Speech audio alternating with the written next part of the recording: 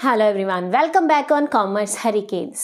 आज जो हम यूनिट स्टार्ट कर रहे हैं, यूनिट 4, वो है the relevance of human values, जिसमें हम यही पढ़ने वाले हैं कि कैसे ह्यूमन वैल्यूज़ का हमारी रियल लाइफ में संबंध है।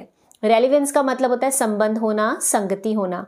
तो ह्यूमन वैल्यूज़ हमारे लिए इम्पॉर्टेंट क्यों है, ये हम पढ़ने वाले हैं। वीडियो बहुत इम्पॉर्टेंट है क्योंकि इसमें हम जो टॉपिक्स करने वाले हैं वो एग्जाम में पक्का पूछा जाता है। इसमें हम इंटीग्रिटी पढ़ेंगे, उसका मीनिंग, उसके टाइप्स पढ़ेंगे, ये भी देखेंगे कि एक इंटीग्रिटी वाले पर्सन के अंदर कैसे कैरेक्टर होते हैं। और बहुत ही इंटरेस्टिंग एग्जाम्पल्स हैं बेटा, मेरा यकीन मानिए इतने अच्छे एग्जाम्पल्स आपने शायद ही कहीं देखे होंगे जो आपके रियल लाइफ से रिलेटेड है और आपको एकदम से टॉपिक याद हो जाएगा। तो वीडियो को एंड तक जरूर देखना है, कुछ भी स्किप नहीं करना है। साथ ही साथ मैं आपको बहुत इंटरेस्टिंग ट्रिक भी बताऊंगी, जिस ट्रिक के जरिए आपको पॉइंट्स याद हो जाएंगे।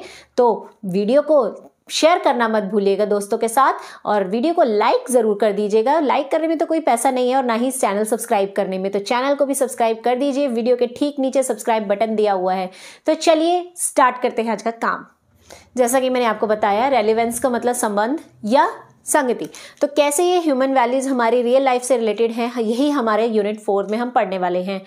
कुछ ऐसे वैल्यूज़ हैं जो बहुत इंपॉर्टेंट है, एग्जाम में बहुत बार पूछे जाते हैं, तो हम पहले उन वैल्यूज़ को डिस्कस कर लें। तो उसमें से फर्स्ट है इंटीग्रिटी। आप चाहें तो इसका स्क्रीनशॉट भी ले सकते हैं।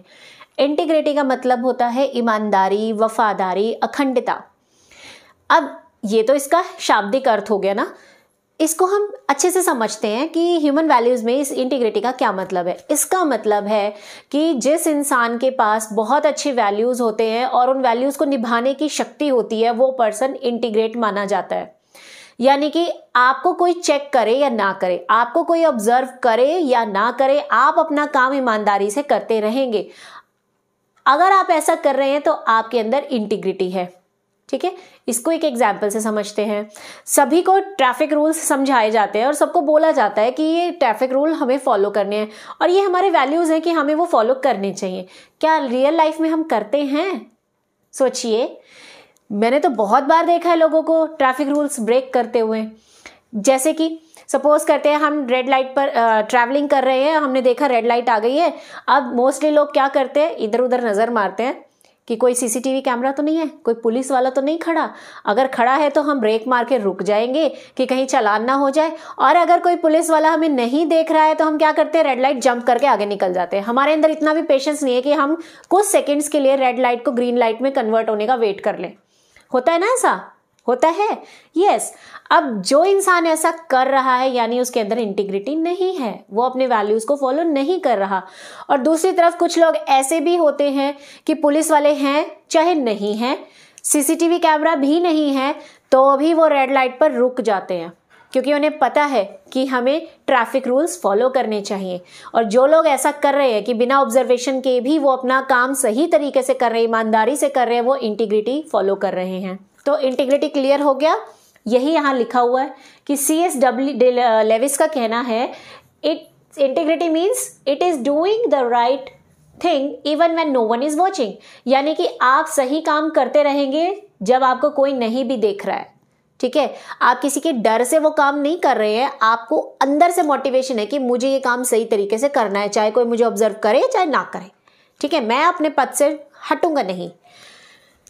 या ये भी कह सकते हैं, it is quality of being honest and fair. Honest रहना, ठीक है, ईमानदारी से काम करना। A person with integrity does not need to put an under observation. Yes, जिस इंसान के अंदर इंटीग्रिटी होती है उसको ऑब्जर्व करने की जरूरत नहीं होती, क्योंकि वो अंदर से सेल्फ मोटिवेटेड है अपने काम के प्रति। उसे पता है कि मुझे ये काम ईमानदारी से करना है। एक और एग्जाम्पल लेते हैं, आपकी रियल लाइफ से रिलेटेड है। आपके एग्जाम्स हो रहे होते हैं ना जब, तो क्लासरूम में टीचर खड़ा होता है, तो आप लोग एग्जाम में बड़े आराम से लिख रहे होते हैं क्योंकि टीचर आपके सिर पे खड़ा है। आपको डर है कि कहीं उसने चीटिंग करते हुए पकड़ लिया तो पेपर ना छीन ले हमारा। ठीक है, आप ईमानदारी से काम कर रहे हैं। हाँ, छोटी मोटी चीटिंग आप कर रहे हो लेकिन वो टीचर से छुप के कर रहे हो, है ना। लेकिन अगर वो टीचर 1 मिनट के लिए रूम से बाहर चला जाए तो क्या आप उसी ईमानदारी से पेपर लिखेंगे? नहीं ना। क्या हो जाएगा, ओए उस क्वेश्चन का आंसर बता, ओए उसका एमसीक्यू बता दे, ओए आंसर शीट चेंज कर ले, करेंगे ना।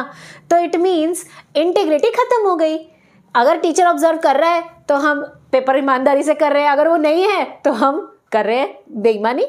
हाँ, एक आधा स्टूडेंट होगा जो ईमानदार होगा, इंटेलिजेंट होगा, वो किसी के साथ चीटिंग नहीं करेगा, वो अपना काम तब भी ईमानदारी से ही कर रहा होगा, मगर ऐसे बहुत कम लोग होते हैं।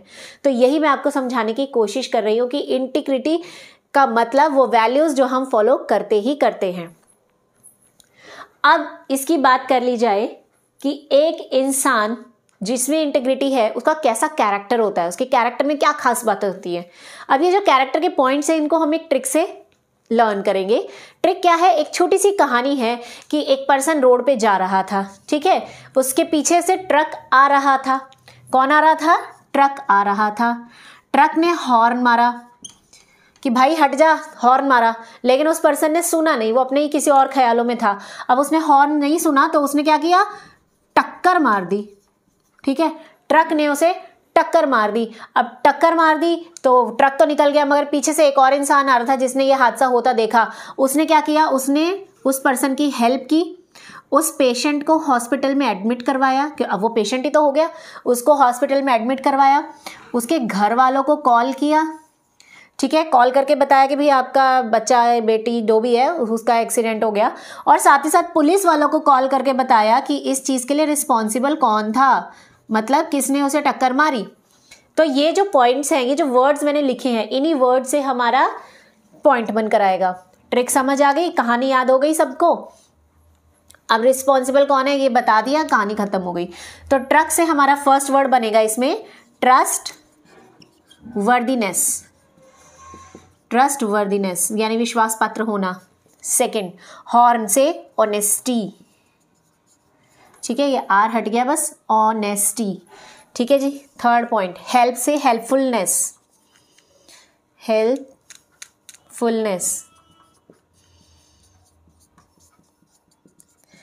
ठीक है जी। फोर्थ पॉइंट, पेशेंट से बनेगा पेशेंस। फिफ्थ पॉइंट क्या थी हमारा? घर वालों को कॉल किया, यहां से बनेगा ग्रेशियसनेस।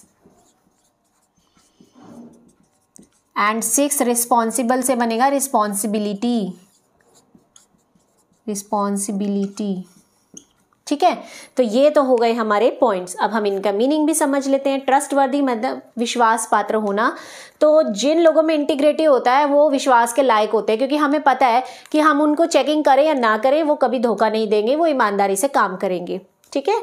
नेक्स्ट है ऑनेस्टी, यानी वो लोग ईमानदार होते हैं। वो ईमानदारी काम के प्रति भी हो सकती है, पैसे से रिलेटेड भी हो सकती है, किसी सिचुएशन से रिलेटेड भी हो सकती है, ठीक है। थर्ड, हेल्पफुलनेस, यानी इनमें हमेशा दूसरों की मदद करने की इच्छा होती है, कि हमेशा दूसरों की हेल्प करना चाहते हैं। पेशेंस, यानी इनमें बहुत धैर्य होता है, किसी भी सिचुएशन को ये सोच समझ के कूल माइंड से सॉल्व करती है, जल्दी घबराते नहीं हैं। नेक्स्ट, ग्रेशियसनेस का मतलब होता है कि जब आप किसी चीज़ के लिए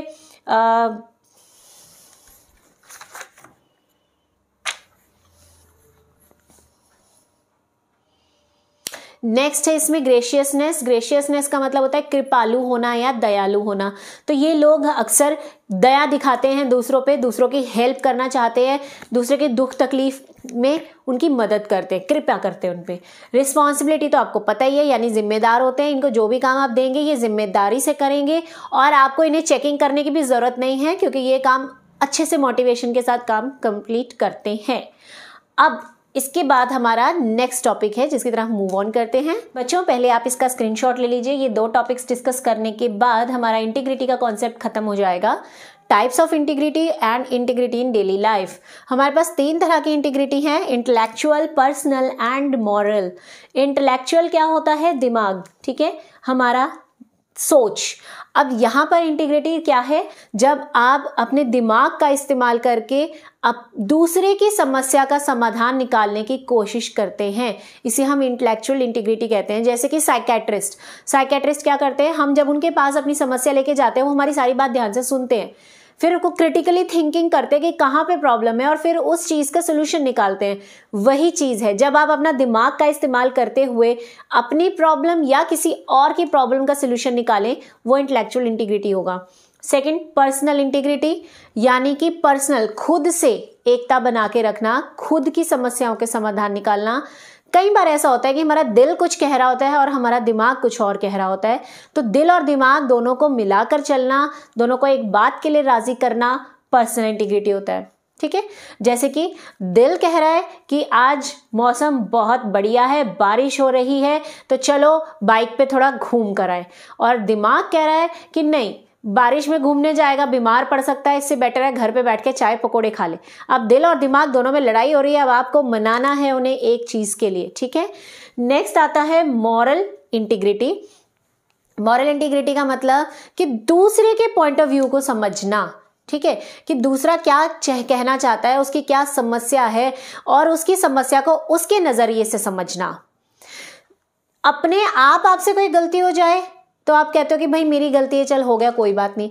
किसी और से कोई वही गलती हो जाए तो आप कहेंगे तूने तो जानबूझ के किया। क्यों? क्योंकि आप उसके नजरिए को समझना नहीं चाह रहे, आप उस चीज को अपने नजरिए से देख रहे हो। तो ऐसा नहीं करना। किसी ने कुछ भी किया है उसको उसके नज़रिए से देखो कि भाई उसने ऐसा क्यों किया।